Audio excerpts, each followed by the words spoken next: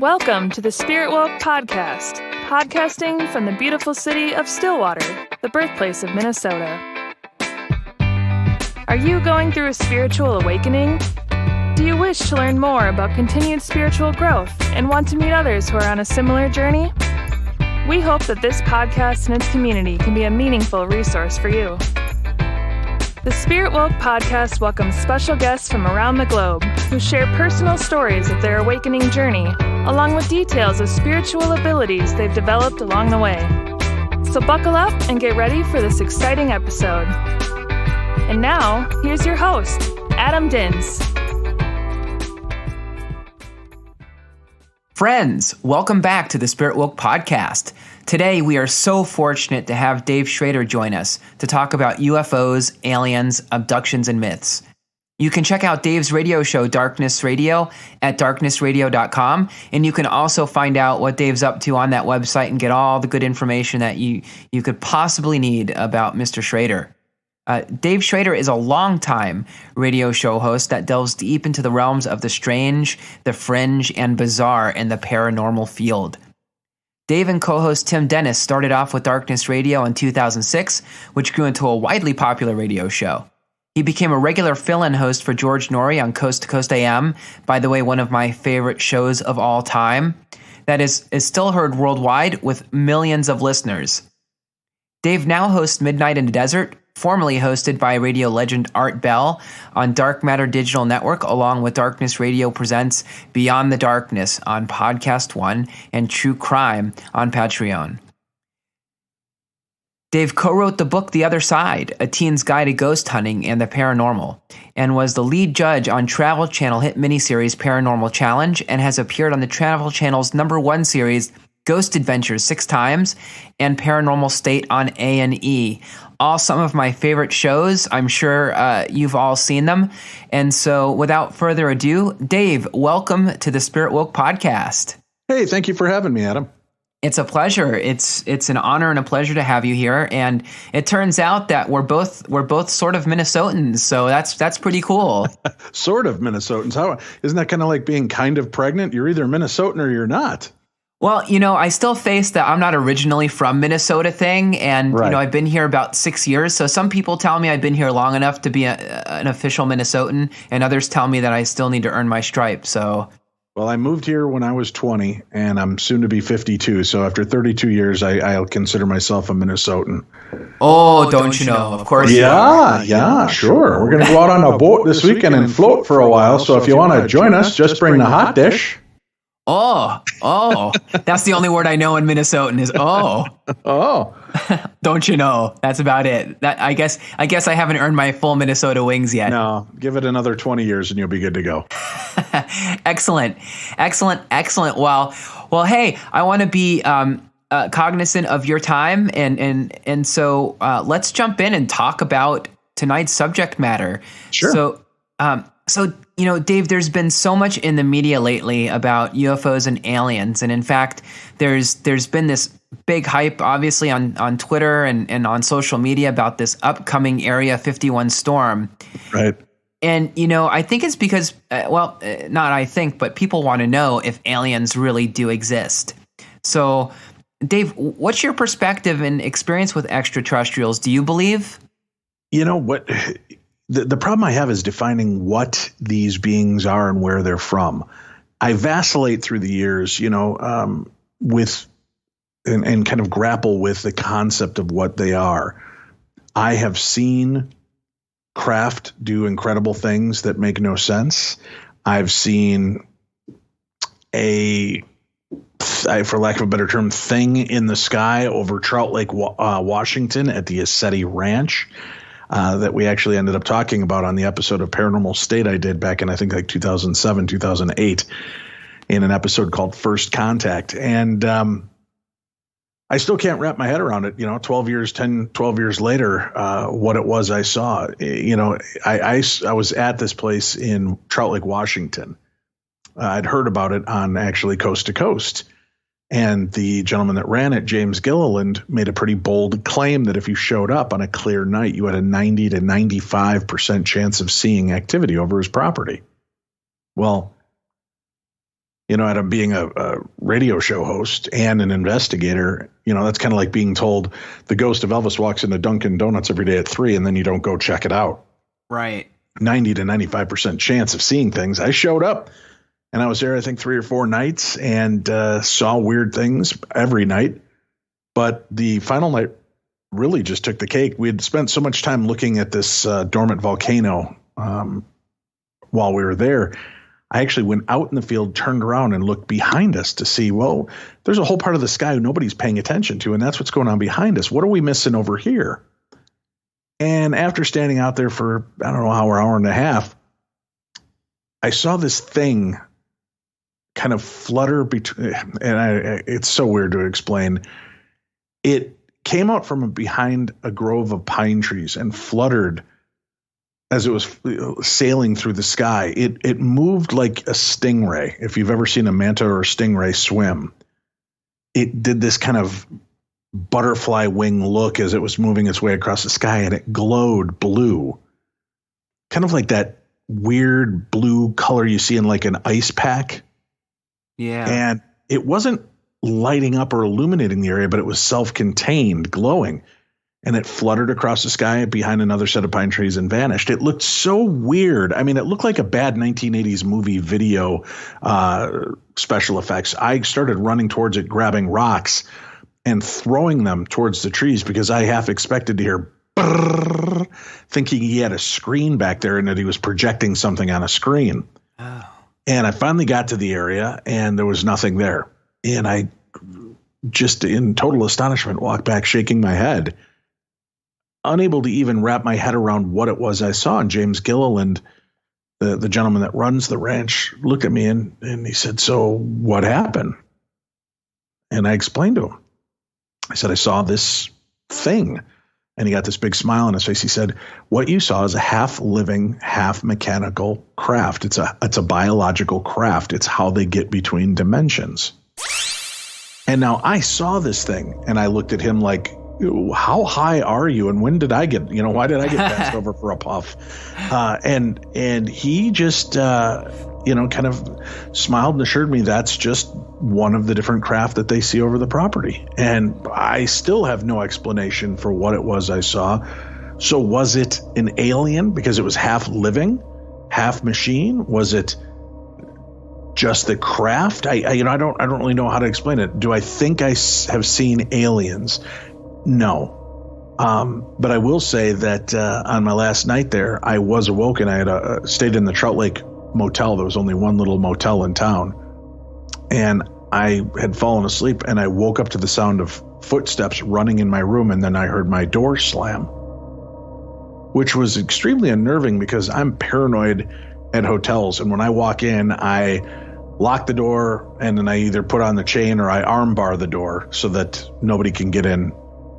So something ran through my room and ran out my door after having seen that night.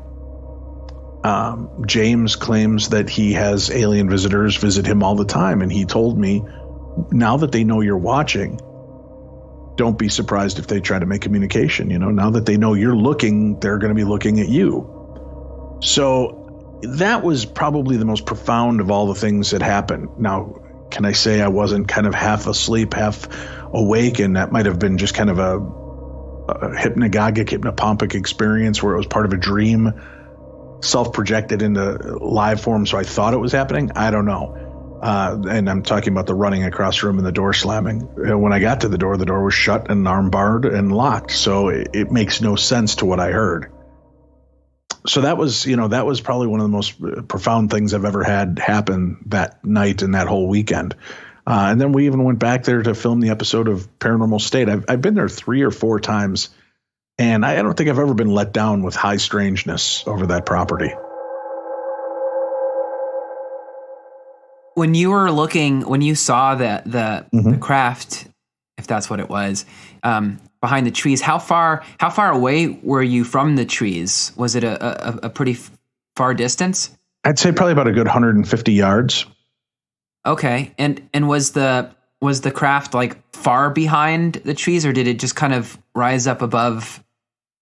It's hard to tell how far. I didn't see it in kind of going back out there and re-examining it, there's tree line, and then there's just this kind of big V between the trees, this clearing. And then I never saw it before or after it popped out from behind the first part of the V and fluttered across the sky behind the other set of trees and then vanished. I never saw it again, never heard anything. So I can't, I wish I could get a little deeper in it, but that was the extent of my experience. Yeah, that's pretty powerful. I would probably question, when you see something flying, as you mentioned, and the directions and the color, are there any military bases out there, or is there? There's a military base not far from there, which I found intriguing as well. And part of my question was, well, then how do we know we're not just seeing military craft? And if he made it some really stunning points to me. First of all, everybody that visited had these green laser pointers, and they would point to these things they saw flying in the sky. Well, after, post 9/11, if you remember all the hubbub, people were kind of bathing airplanes with those lasers, and the FAA and, the Fed was getting all over people for messing around with it. And they, kind of abolished you from aiming a high intensity laser at any of these planes. So my thought was, if these are military craft and they've got 7, 8, 9, 10, 20, 30, 40 people out there painting one of their craft with these laser pointer pens, they would have been shut down. They would have been heavily fined. Something weird would have happened. And it's never occurred. So, if it was military craft, they must be super secretive. But I have a hard time believing the military would not have come there without acknowledging that and just said, hey, these lasers are a potential hazard, and this is a fly zone. And people were very cautious. They never pointed at obvious planes or things blinking. They would only flash things that were a solid color and moving in erratic ways. But, it opens more questions than it closes in what we saw and how these things react. And, even in the Paranormal State episode, James Gilliland, we were, not sure what to expect. And he said, oh, yeah, they're going to make themselves known. And he kind of pointed to the sky over in this area at about 10 or 10:30 tonight. And then Chip Coffey, the medium, arrived, and he was kept separate from everybody. He had no clue what we were there for. And as you know, the show Paranormal State was basically about ghost hunting, facing dark demons and dark malevolent spirits. He had no clue what we were there for. As far as he knew, we were bringing him to this little ranch to look for ghosts.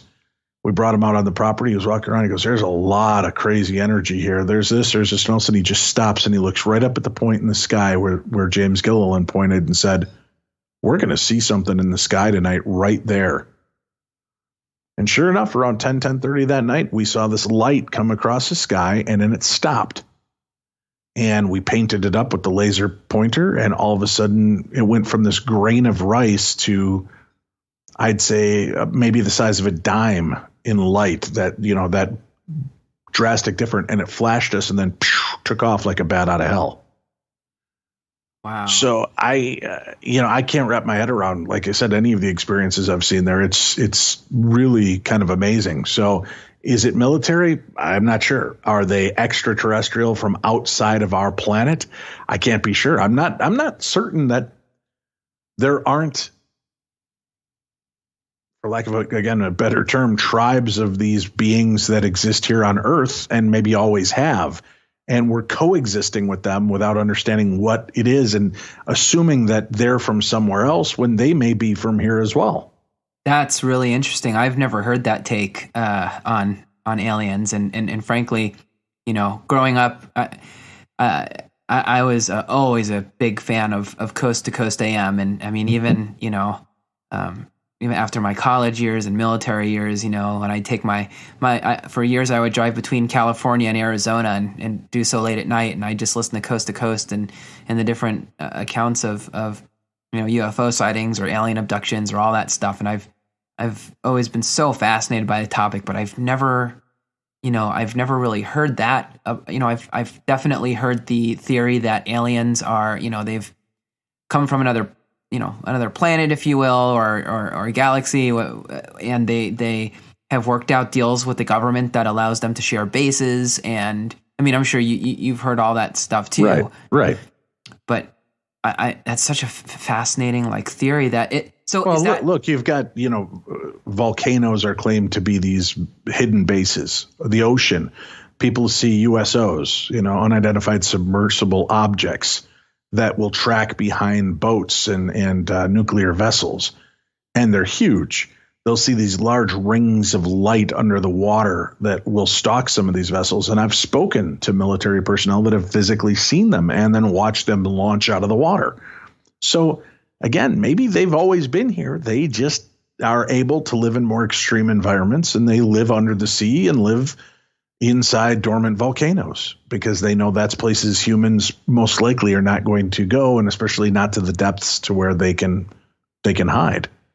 Really interesting. So let me ask you this question then. Do you think, because you think of aliens or what, however we refer to them and the technology theoretically that they have with these types of biological UFOs or aircraft, why would they feel the need to hide from us? It sounds like they, with what they have could, be seen and just sort of be like, hey, we're here. If you don't like it, too bad, because, we're stronger than you humans are. Well, I mean, for the same reason that, if they were coexisting with us and we were to them just a bunch of hairless apes slowly maturing, and they were part of cultures like, throwing it out there, Atlantis or Lemuria or Mu or one of these other spoken about lost civilizations that may not be so lost after all.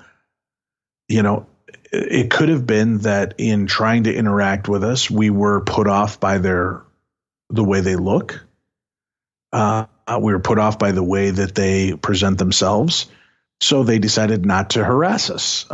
They could also see that, those hairless monkeys are violent. Look at the way they treat one another. Do we really want to muck with that? Let's just, we don't need them. We can live subterranean and under the water. And, think about it, in volcanoes with gases and heat and underwater. Those are some of the easiest ways to bend light and manipulate optical illusions so that you could be hiding in plain sight and people wouldn't necessarily even notice it. So maybe they just watched us evolve into this, and they have had very little interest in full-scale communication. They abduct from time to time. And again, I'm just throwing out one possible concept. Sure. There's the Petri dish idea as well, that we are a planet that is created from many different places, and we're basically a terrarium, an observable terrarium for many different species that want to come here and observe who we are, what we grow into, what we do. And, that could be a big aspect of what this planet is and what we're witnessing. Wow. Super, super interesting. So I, kind of piggybacking on one of your thoughts about, about aliens and sort of, wanting to live in peace and potentially or kind of watching us. In what you've studied and what you've experienced and your beliefs, like, do you think that they typically come in peace, or are they here to, is it purely business? Like what are your thoughts on that? Again, I've heard so many different theories. So many people have ideas, and even the people that have had experiences don't seem to know what they really experience. Whitley Strieber's a unique guy in the sense that, he is an author. He is a science fiction author. He is a screenwriter. And, in an interview on our own radio show, talking with Whitley, you couldn't pin him down saying these were aliens. And, he seems unbothered by them at some points, and other times he'll get very emotional, and we had asked a question or something about, was he afraid or I can't remember the exact posing of the question, but his response got very emotional. They raped me. And, he got very emotional. Now you talk to him and he's like, oh no, they're our friends. They're our neighbors. They're just here to keep an eye on us. And, they check on us scientifically and medically, and I've just come to accept that. But I could be wrong. Maybe I don't know what I'm seeing. So he's very hard to pin down, and he's one of our biggest voices out there. Then you've got guys like Travis Walton that feel very violated. He was, the story of Fire in the Sky from Snowflake, Arizona. All of them have had unique, strange encounters. Some come with just information. Some come with an exchange. Like, they probe us. They give us some information. And what is nefarious, to elevated beings, what we do to animals to test makeup and cancer drugs and other, we could seem barbaric. Are they testing on us to try to help save their race? To them, they're the hero of their own story. To us, they're violating criminals. It just kind of depends on which aspect of the story you want to look at. And it could be a little bit of all. Humans are good-natured, good-spirited people for the most part, and then you just have some real horrible human beings out there that want nothing more than to cause havoc, murder, mayhem, and what's to say that there aren't alien races that are like that as well? Yeah. Yeah, I love your I love your objective sort of take on these things. It's really helpful to just hear an open mind.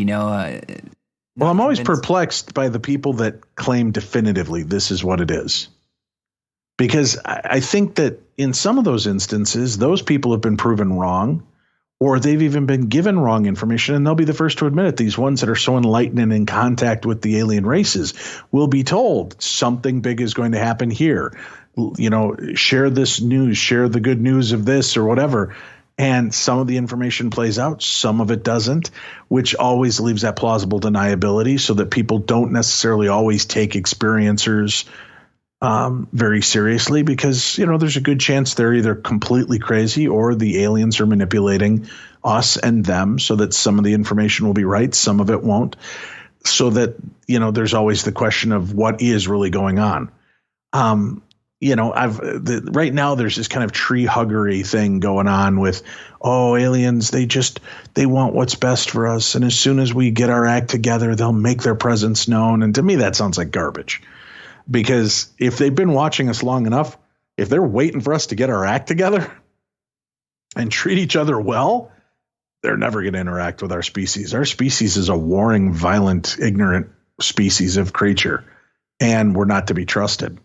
And I don't mean that to sound so bleak and negative, but it is. Look at, anybody with any kind of power corrupts it and does horrible things. Yeah, we'd like to think we'd get to a level of enlightenment, but even those that have been enlightened, people in positions and places of power that are eloquent speakers and leaders, end up being twisted and manipulated and using what they have for some ill-gotten gains or bad purposes. So, I just have a hard time with the whole nonsense of aliens will make contact when we're ready, when we've evolved to that level, because I think that's another 2,000, 3,000 years off, and something miraculous will have to happen in order for people to come together that way. Yeah, that's for sure. So in sort of the the spirit of the Area 51 storm that's being planned, do you, in terms of what you've studied and the people that you've interviewed over the years, and what do you think about like the government? Do you think the government knows a lot about what's going on with aliens and it's just super highly classified, or do you think that too is blown out of proportion? Well, here's what I think, and I know this pisses off a lot of people when I say that. I believe the government knows what's going on. I believe that people in power know what's happening, but people are easily upset and excitable. And if they feel like our own leadership can't protect us, they start doing squirrely things, right? You see when these riots break out from time to time and how people start treating one another and all the things that go on. Do you really want to say, well, yeah, okay, listen, aliens exist. And from time to time, they come down and they pull a few of us and they anal probe us, or they carve us up and leave us for dead, or they steal our eggs or our semen and they are fertilizing their own planet. people are going to be up in arms. What do you mean you can't protect us? Right? Then you got every loon in the world running around with a shotgun shooting into the sky. And it becomes very troublesome. So I think that some of the need and want to keep it quiet is truly to help protect us. And I know that now makes me sound like an agent of disinformation and part of the propaganda machine that wants to shut it down. I would love to know, just like everybody, I would love to know the truth, and I could handle the truth. You know, I can handle finding out what's actually going on.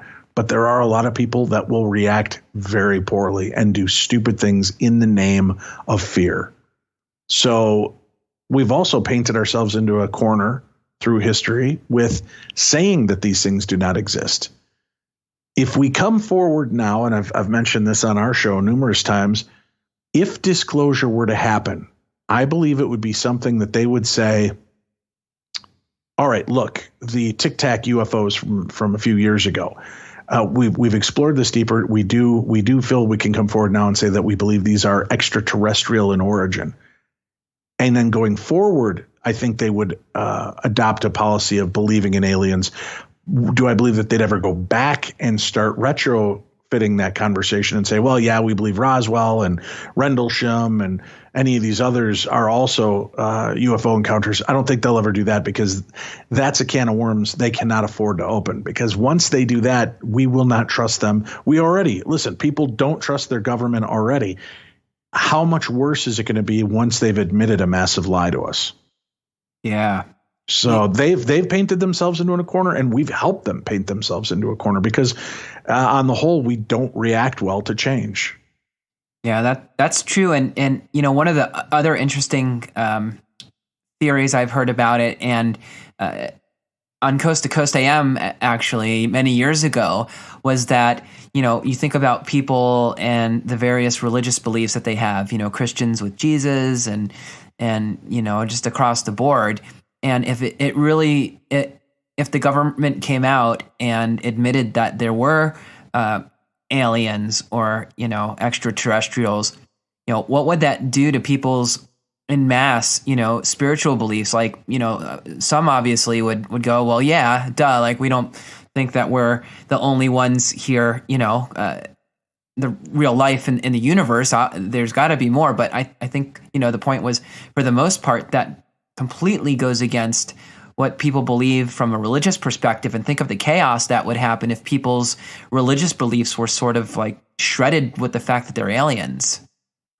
Well, right here, you know, again, I don't think we give people enough credit sometimes with how we'll react to these bits of information. But let's look at it from this concept.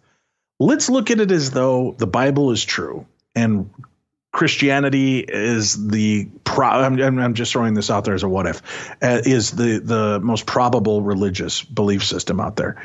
And then we find out aliens exist.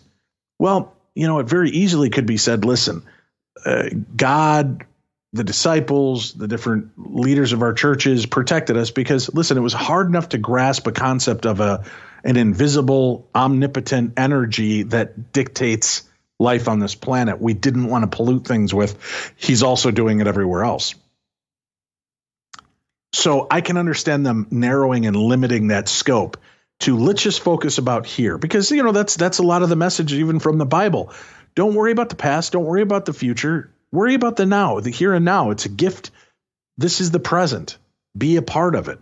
And if we're worried about what's taking place on Mars, or, you know, the trifecta galaxy and the, you know, substrata universe of Parallax 7, that doesn't really benefit us in any way. Let's just focus on what's going on here. So I think, again, I can see reasons for why religion points us to this. Let's just worry about the story here. This is planet Earth's history as told by the god or gods. Let's not worry about everybody else. So there's that aspect. I don't think it would shake the paradigm. Listen, I am one to believe in God, and I have a hard time believing God in all of his artistry would create one little rock with life like us on it and leave it at that. Especially when we find out it's constantly expanding and growing. So I think that there's much more going on than we know. But are they able to traverse wherever they're at to get to here? I don't know. And are they using these little gray aliens as an avatar? Are these little gray aliens nothing more than a physical form that an energy, a thought transmission is being beamed into to examine us? But they're hundreds of millions of light years away. The actual alien representation. There's a lot of different things to examine in these scopes and get answers to. And, it's weird. Some of the experiencers will tell you one thing that contradicts completely what other experiencers have had. And is that because each race has their own version of history and how it's done, why it's done the way it's done, and who it is that's visiting us and why at certain points in time is this more important than that? Well, it's a science experiment perhaps, and each fifth grade class has to come back and examine their part of the experiment every few years. So that could be what's actually taking place here. Yeah, that's really deep. A lot to think about, sure. So Dave, you mentioned earlier that, and I'm sorry if I'm throwing too many like weird different concepts out there, but I think following into this vein of, there's the Nordics, the reptilians, the mantis, the grays, the tall grays, I don't know that we can necessarily define them specifically. I just know that through time and tide, they seem to change how they're represented or who they are representing and why they're here. So I don't know for certain, as I have not encountered one of them, to be able to specifically say this is what's going on. I just, theoretically or throwing out theories on there, some of these ideas make sense to me, but it might sound completely absurd to everybody else. But just trying to make sense of all the information that we've taken in over 100+ years of eyewitness accounts makes me kind of question it. I also, and I don't know where you stand on this, I wonder if most of these UFO sightings are nothing more than us from the future coming back to document and try to do it in the least evasive way what actually took place. What we know of history is just what was told to us by the winner, his story, right? That's the versions of history we get.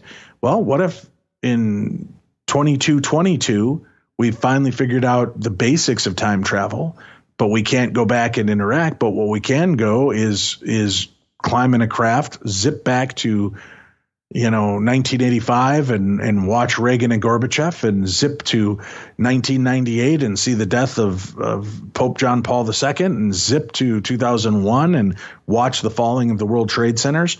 And we're getting history right so that 2022 or, 2222 and going forward, they can give the definitive line of what actually took place in history and why people see these craft and what these craft really mean and why the government may be aware of them and why they're not willing to go any further is, hey, we already know about them. We know what they're here for. They're us. They're just documenting history. Yeah, I think similar to you, Dave, I'm the last person, well, not similar to you. You've got far more answers than I do, at least perspectives. I'm just open and love learning about it. I used to be a lot more set in my beliefs, and I've just learned over time that, the more we think we know, the more we really don't, Right. And it's like, I can barely understand why I get hungry every day at lunch, let alone what aliens are. So I love talking to, someone like you who just brings such a wealth of opinions, or not even opinions, but just, options of ways to think about things. It's kind of eye-opening. Well, and that's it. I think it's in not honing it into one thing, but being willing to accept many different versions of the story. That's where we might be able to start piecing it together. When you become so anal and focused on one aspect, you might be missing out on the bigger scope of the picture and what really is going on. Yeah, no, that makes a lot of sense. So you mentioned earlier that aliens are in a description. I can't remember the gentleman's name. But when you're sharing the story of where you saw the UFOs, James Gilliland yes. at the Assetti Ranch, right? And for your listeners, that's eceti.org is the website you can go check out. eceti.org. I'll be going there as soon as we're done recording. All right. So you mentioned the word multidimensional or dimensional beings, and I was wondering what kind of credence you give to that. And as you answer that, what does that multidimensional beings mean? Is it just a different energy vibration? Is it truly a different dimension? You know, sometimes you hear about the different planes that exist out there, like the astral plane, so any thoughts on that? Well, you know, quantum physics, theoretical sciences, and they're always bandying about the concept that there might be multiple universes, parallel universes, multiverse that exist all at one time. And could these moments be a flicker in the matrix? So we're seeing what it looks like on Earth 291, and they have flying craft. And once in a while, because we're all kind of taking up the same theoretical space, something bleeds through. We see the craft in our skies. Brief as it may be, but explains why they're there 1 second, gone the next. That may explain a lot of the supernatural. What a ghost really might be, what Bigfoot could be. How do you follow footsteps that are there 1 second, gone the next, and no place for these things to hide? Are they just traversing parallel universes? Is it that they accidentally popped into ours for a few seconds and then made their way back into their own?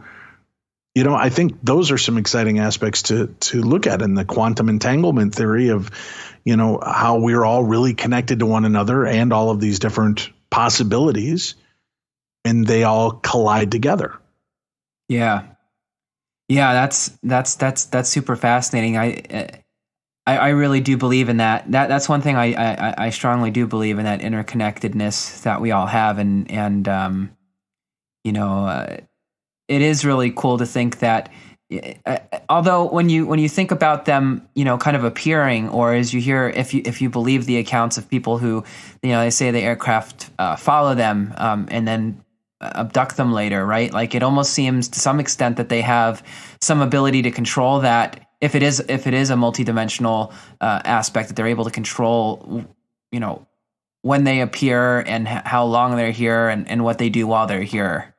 Right. Well, and listen, how many people believe that it may be alien abductions may be a generational curse? You know, what if that's us? What if the reason that the Schrader family keeps getting visited by aliens is because the aliens are an alternate version of us, and they're seeking cures to whatever is going on in their reality, or they're mapping each one of us in all the different realities and dimensions.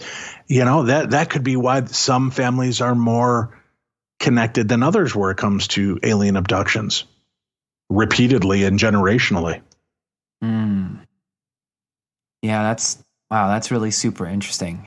Okay, I want to keep going on this multidimensional question and kind of get and tie it into the hereafter, because, you know, people who, well, I shouldn't say people, some people who believe in ghosts and spirits that are, you know, here on Earth. Even those who cross over to the other side, it's a dimensional game, and that, you know, people just when they pass away, their spirits move on to a different dimension, but they can come, you know, they do find ways to come here to the Earth plane. And I where I'm going with this is with that theory in mind, do you believe that aliens and ghosts ever cross paths?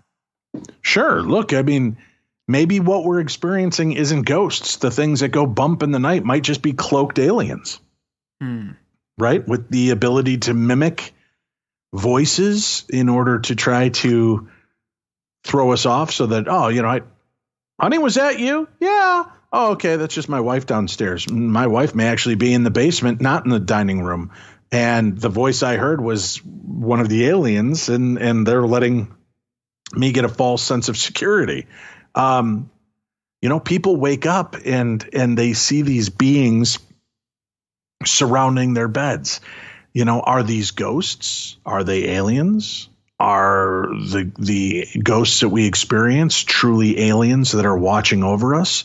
Do the alien abduction scenarios that happen in physical form, or have they found a way to, take our essence, our soul self, our spiritual self, and remove us from the physical form, and we just are not capable of understanding the difference? So we think we're being abducted in a physical form, but it's nothing more than our ethereal form that they're taking to kind of pick clean of information. Oh, so almost like an out-of-body experience. Right. And that may explain how some people see themselves floating through ceilings and through windows that are closed, or out closed doors into the craft, is that they've taken an astral form of us, not the physical form. So, could ghosts and aliens be the same thing? Sure. Why not? Why can't we? I think that a lot of what we deem to be ghosts are misunderstood or misinterpreted echoes of other energy, whether it's parallel universes rubbing against each other, perhaps genetic memory from ourselves that is replaying. Perhaps it's a stone tape theory that our surroundings just temporarily record things and will play them back on occasion when the barometric pressure is right, the sun is in the right part of the sky, and we just happen to be in the right place at the right time. And, we hear it, we see it, we experience it. And that could explain why, some ghosts are surprised to see us too. We're the ones haunting them. Waverly Hills Sanitarium, they've had ghost stories since it was a working tuberculosis clinic. Well, could it be that all the ghosts that they saw were all the goofballs that are in there investigating it now every night? And these weird people and, shapes and things walking around were reflections from the future or the past or the present, but they're alternate realities and interdimensional. Again, this is one of those things I wish I had a definitive answer for. And what does it mean to be interdimensional? I don't know. I think anybody that doesn't have 20 years in science background is blowing smoke up your hiney if they're telling you that they can give you the definitive answer on it. Yeah, that's all pretty mind-blowing, Dave. That's some deep stuff. It's really cool. It's really cool. Yeah. So in your experience, and obviously, without knowing what's true and what's false, but what are some of the biggest myths or just things that you hear that most people believe, or a lot of people believe, that you feel just should be debunked, if anything? Well, I think, I kind of covered one piece of that when I was talking about people that claim that aliens are, they're waiting for us all to come together and kumbaya and live together in peace and harmony, and then they'll make themselves known. I think that's baloney, personally. There may be a few races that are like that and not willing to come forward until we're at that point. But overall, I just don't see it happening. I believe that something is here amongst us, whether it's from another planet or not, and have been visiting us through time, because there's just too many strange representations, from Renaissance art to hieroglyphs to petroglyphs to oral tradition stories to firsthand accounts and sightings. It was O'Hare Field back in, 2006, 2007, they closed down Chicago's O'Hare Field because of something hovering above it. And there have been examples, I think it was Japan, and again, around 2009, 2010, not once, not twice, but I think it was 2 or 3 times within a year, they had to shut down their airport because some huge looming craft was hovering over part of their airport. So I think the misnomer that, they're not ready to make themselves known is nonsense. I think if they do exist, they've made themselves known. I have my co-host and producer, Tim Dennis, believes that those aren't alien craft. They're our craft, and they're testing it out on us to see how we react, and we see it. And, some of these huge craft that are, 20, 30, 40, 50 stories tall and the size of 3 football fields that people have seen hovering are these arcs, intergalactic arcs or space arcs that are meant to, eventually be our salvation and take us from point A to point B. If that big meteor or asteroid with our name on it is hurtling towards Earth, are these the craft that are going to help get us out of here? So it's hard to say what I think is myth and what I think is real, because there's some really great philosophies and theories on many of the different things.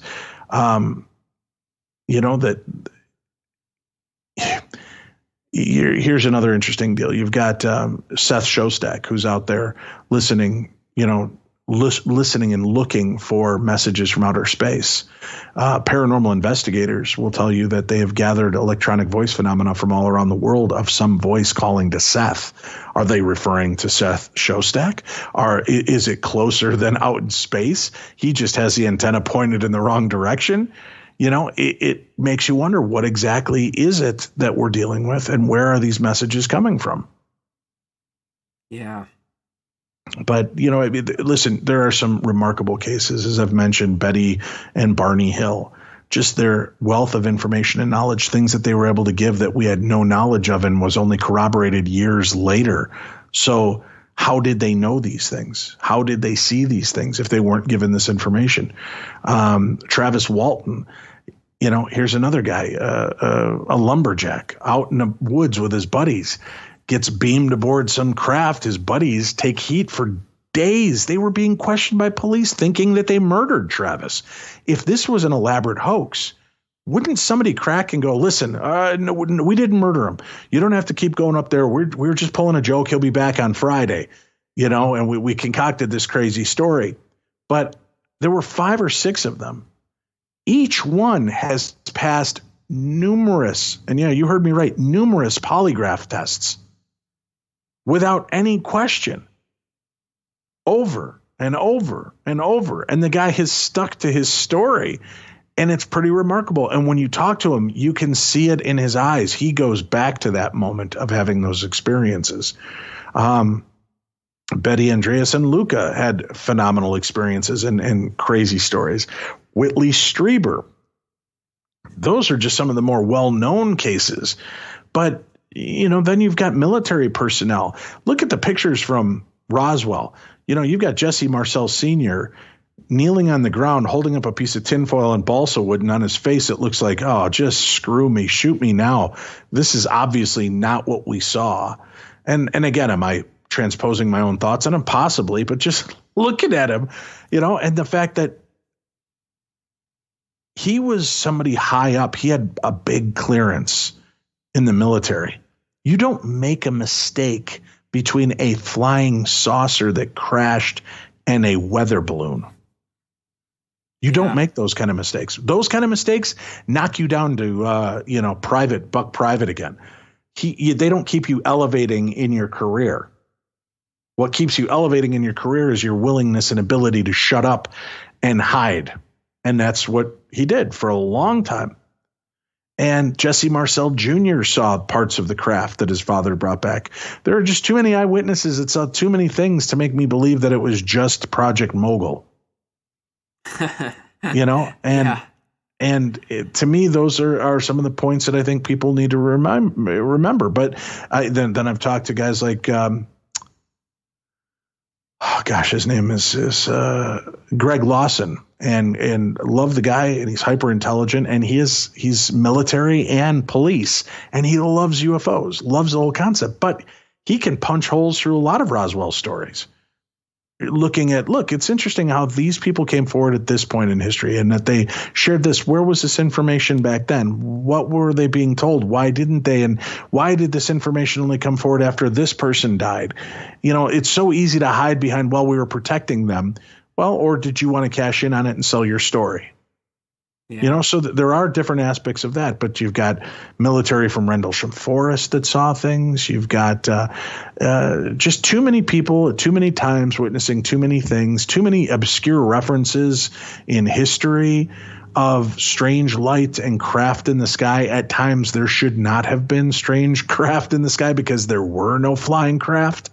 You've got it in diaries of ships captains from the 1600s.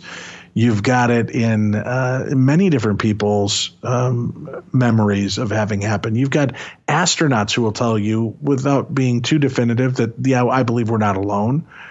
Why do you say that? Well, just, I can't get into specifics. Well, to me, that's a pretty telling sign.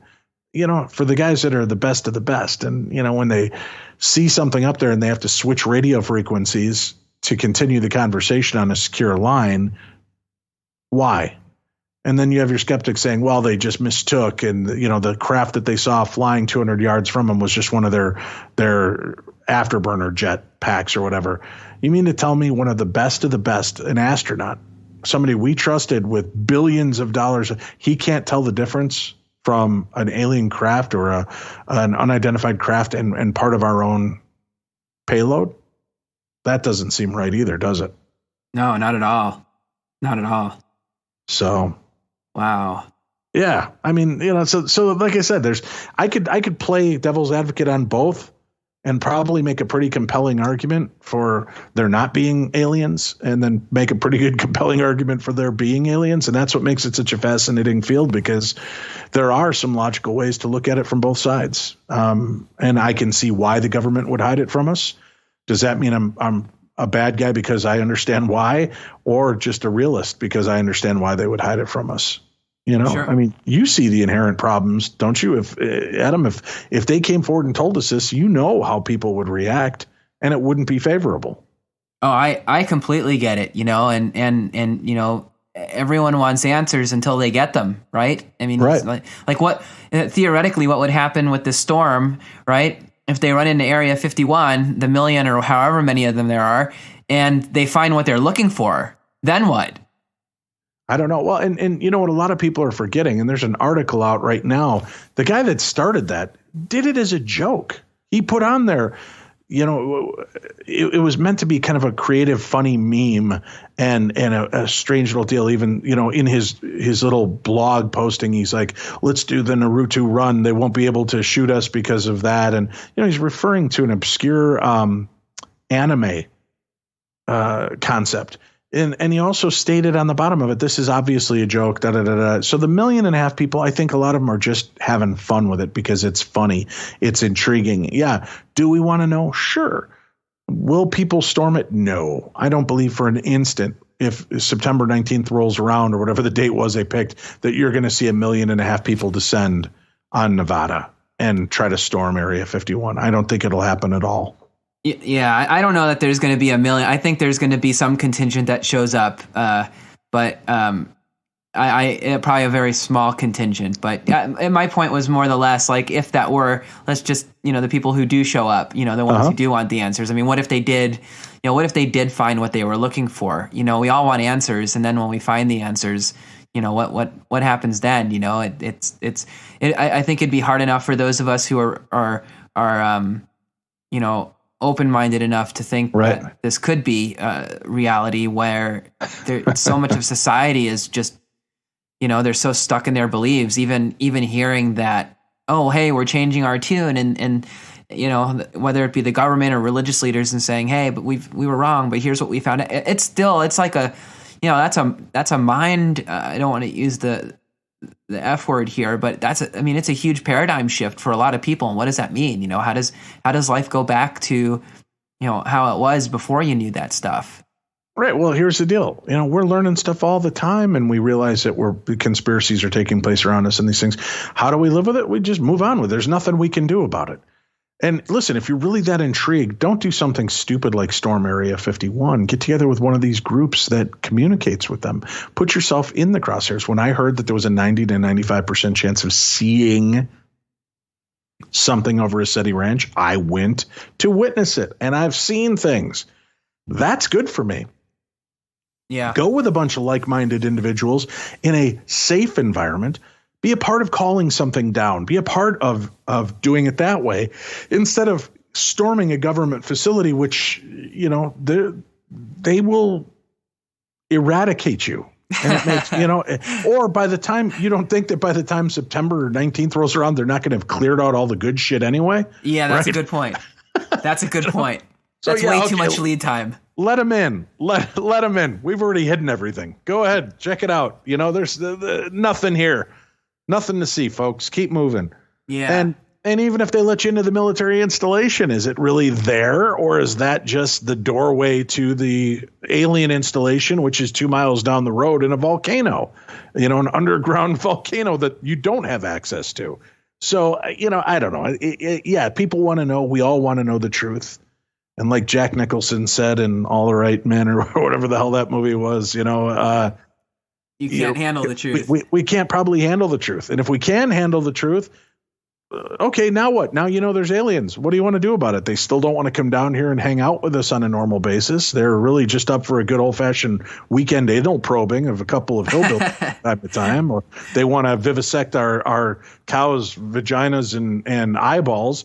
And, okay, so it is what it is. It's no more evasive than mountain lions or other creatures that, if you're not careful, will bite and take you away. It just becomes a part of, okay, now we know it, we can accept it, let's just move on.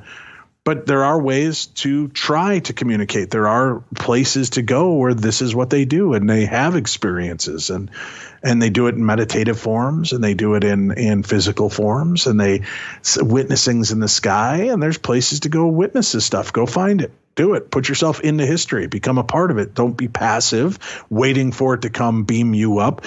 Get out and go look for this. Yeah.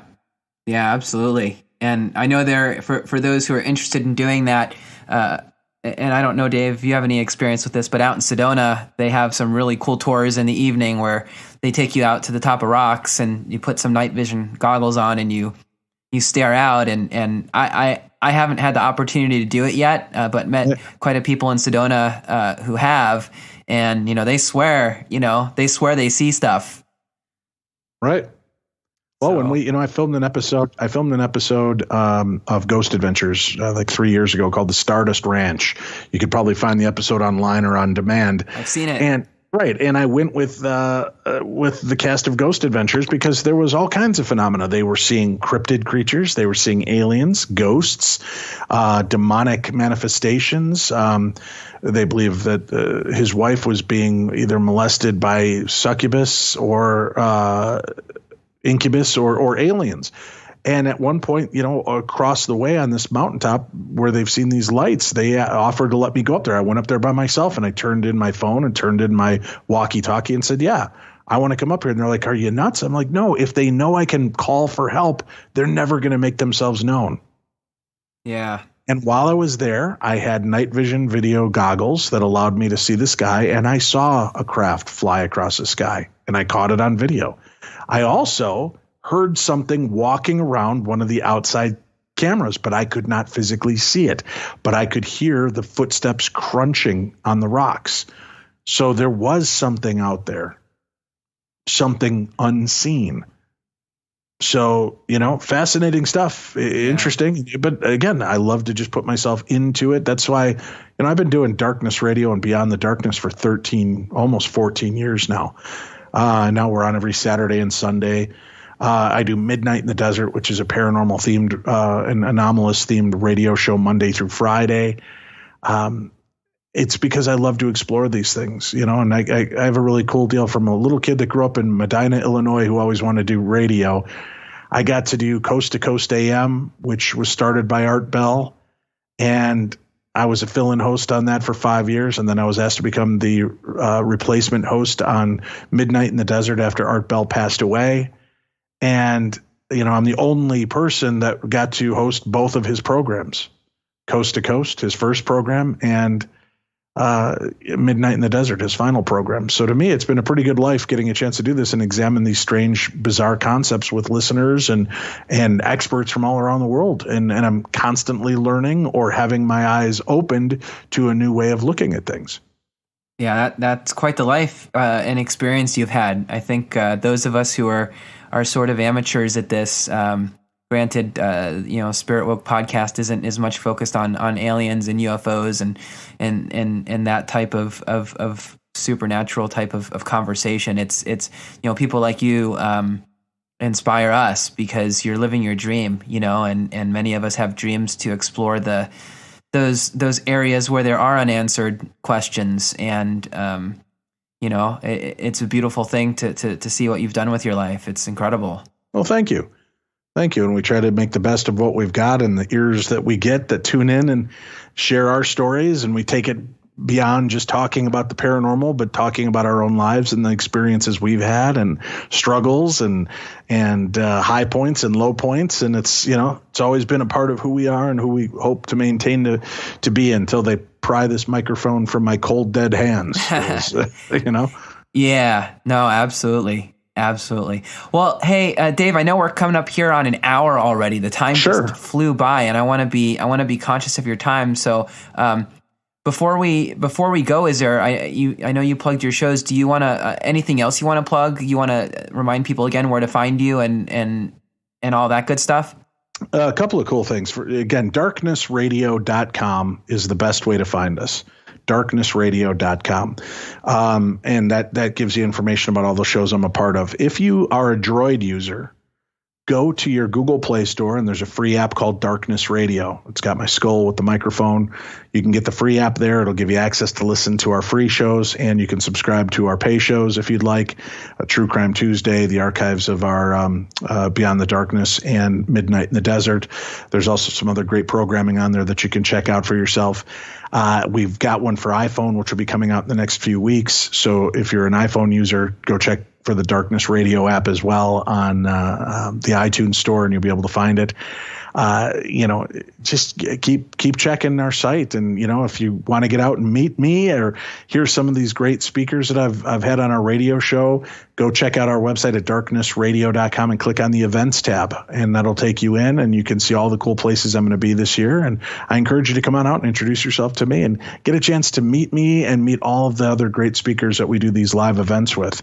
And that's basically where I'd like you to leave with your listeners, is just be open-minded, be respectful, be excited, because there are mysteries abounding, and take time to uncover them. Put down the cell phones, put down the tablets, get your nose out of the digital, and start being a part of the real world and see how many amazing, fascinating things are here for you to explore right in front of your face. Well, that is some incredible advice, and thank you for sharing where people can get a hold of you. I know I'm looking forward to meeting you, especially since we're almost neighbors. So right.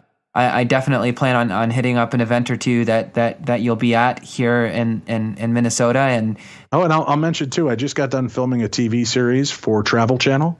Oh, cool. I cannot say the name of it yet, but it should be airing around the end of September, beginning of October. And if you keep checking darknessradio.com, as soon as we get the information and I'm allowed to post it, we'll be putting up information there. You can also follow me on Facebook at Darkness Radio Dave, or on Twitter at Darkness Radio, and you can keep up with me on all the updates and what's going on. So that's the best way I would say is to find out what's going on and how to watch me and hear me and keep up with me on darknessradio.com. Very cool. Thanks for having me.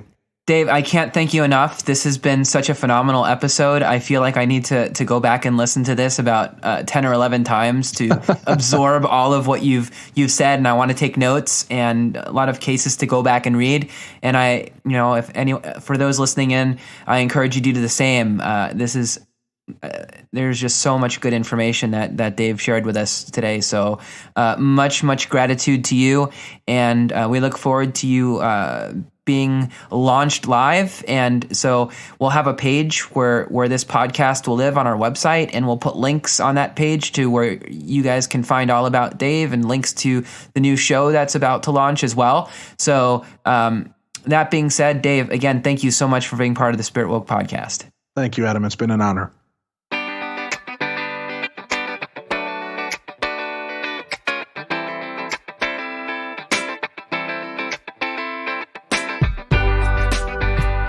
For listening to the SpiritWoke Podcast. If you've enjoyed this episode, please subscribe and leave us a review on iTunes, Spotify, or wherever you get your podcasts. Be sure to check out our website, spiritwoke.com, and connect with the SpiritWoke community on Facebook, Twitter, and Instagram. Just search SpiritWoke. Join us next time for another edition of the SpiritWoke Podcast. Namaste.